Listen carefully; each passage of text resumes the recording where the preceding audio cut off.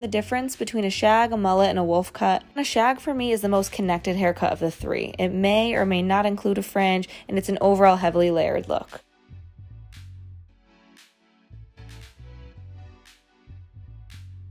Hey, it's Madison Sullivan, and I'm here at Dop Salon in Soho with my client Natalia. So Natalia came in with her grown-out shag cut and wanted to take it up a notch. She wanted more layers, more edge, and less weight in her haircut. So first we cleansed her hair with L'Oreal Professional Metal Detox Shampoo, followed by the conditioning mask, and then we took her back to the chair to get started. We achieved this goal by starting with a shorter and more textured fringe. For the fringe, we went for a layered look, going much shorter in the center, using a razor for texture and movement. When I'm doing this type of haircut, I always begin in the fringe section. We wanted her fringe to kick out and give that edgy sort of wolfy look, and it will be used as a guide for the rest of the layers. Natalia has a ton of hair, so we used a combination of razor and shears to remove weight from each section. This is ultimately going to make her hair a lot lighter so that you'll be able to see all of the texture and movement within the haircut.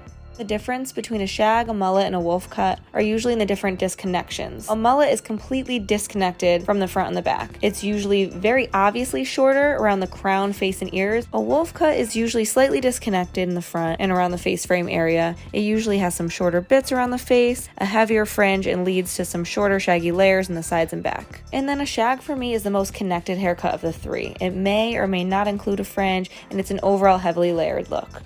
Now I'm using a little bit of leave-in conditioner combined with a beach texture spray to diffuse her hair dry. This way we'll add moisture to her hair while also giving it a little bit of a gritty texture. I use these flat cover clips to bend the hair into place, secure them, and that way they're going to dry naturally exactly where I want them to fall. All she has to do to get this look at home is apply the right product to enhance her natural texture and let her hair air dry. So this should be super easy for somebody to style on their own. Once dry, we did a little slide cutting to blend the top layers into the length and add just a little bit more texture. For an edgier finished look, we used a little texture cream to create some definition and separation. You can really see how much more movement and texture we added to Natalia's hair. By removing weight around her face, it really opened this haircut up and allows you to see all of the texture and movement that's happening. I am loving this look for my client. Thanks so much for watching, and be sure to follow Hair.com for more.